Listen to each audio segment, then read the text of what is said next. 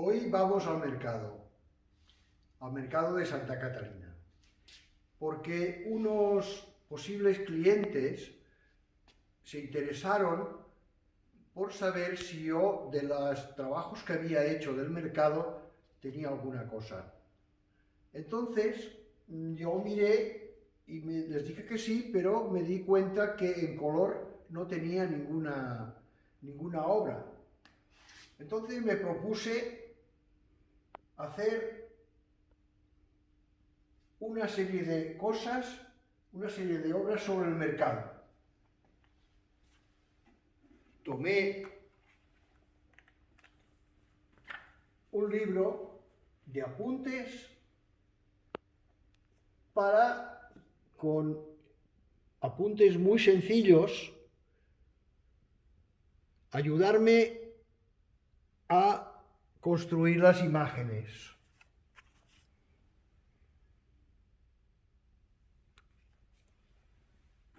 Lo importante de estos dibujos, de esos apuntes, no es tanto lo que me queda en el blog, sino que el hecho de dibujar las cosas se me quedan en la memoria y la suma de todas esas imágenes,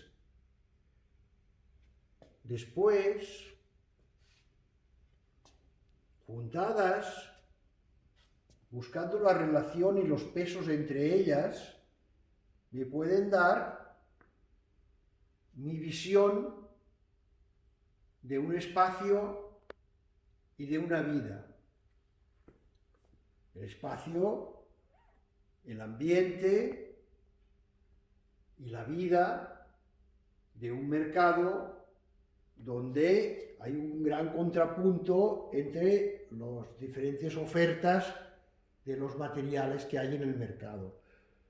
Es una cosa que es universal y que es uno de los lugares donde la humanidad se manifiesta y se relaciona.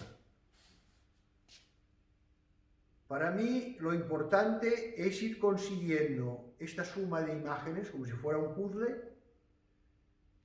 y darla por terminada cuando a mí me parece que he conseguido la imagen que me satisface, la imagen del mercado, la esencia del mercado, la esencia de la realidad.